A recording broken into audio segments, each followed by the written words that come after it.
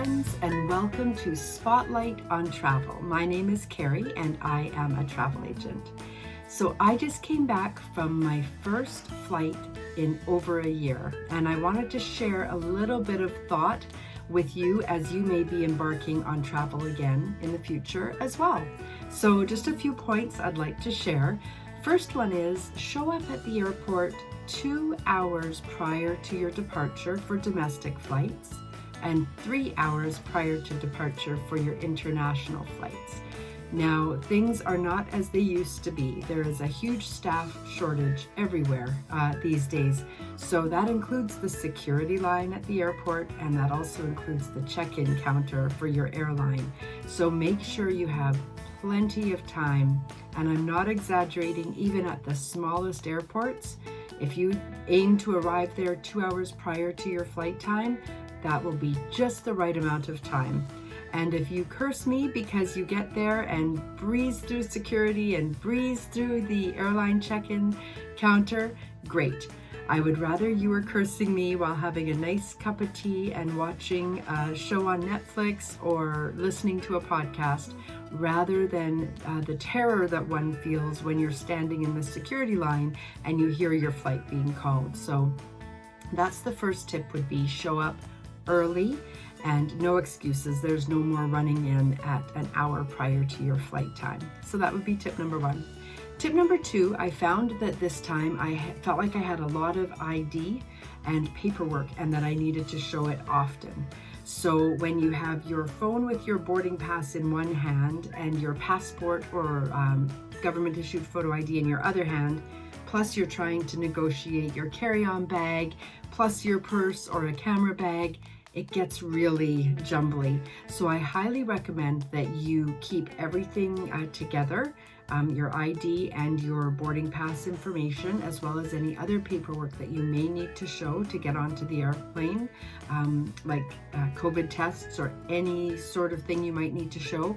Keep it all together and wear something that has a big pocket, or perhaps carry a bag that has an open pocket in it that you can easily take in or take out and put in all of your documentation, as you will have to do it a few times. So that would be tip number two. Make sure you have a big pocket or spot that's easy access, that you can take your documentation in and out easily and without it being too cumbersome. Number three would be kindness. Oh boy, we saw quite a few things yesterday when we were in the airport, but what really struck me was how some people reacted to the flight attendant when they were getting on the plane. The flight attendant does hand you a wet nap, almost like a wet wipe, and invites you to wipe down your own table tray and your seat or your seat rest arms, so that you can feel like everything is nice and clean and sanitized. There's no need to ask the flight attendant if they're not still cleaning the plane for you or make any other sort of comments. They have had a hard enough day. They don't need to put up with any comments about having to clean off your seat. You don't have to clean off your seat. It is simply something that they're offering to you so that you can feel confident that the surface has been wiped down and disinfected. So please just take that at face value and give all the workers in that industry a little bit of kindness, because it's been a tough year and a half for them too. Number four is car rentals.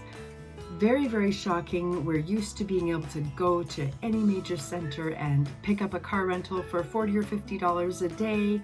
It's not like that anymore. Many of the car rental companies sold off their fleets during COVID because it was very expensive to keep up all of the payments while they weren't able to have any rentals. So you'll find that the fleets are smaller, and therefore supply and demand, the supply is small and the demand is huge. So do not arrive at an airport thinking that there will just be a rental car there for you for $40 a day. Make sure you book your car rental in advance and be prepared to pay more than you have probably ever paid before. And number five would be don't cough and don't sneeze. Now I say that in jest, because if you have to cough or sneeze, then you have to cough or sneeze.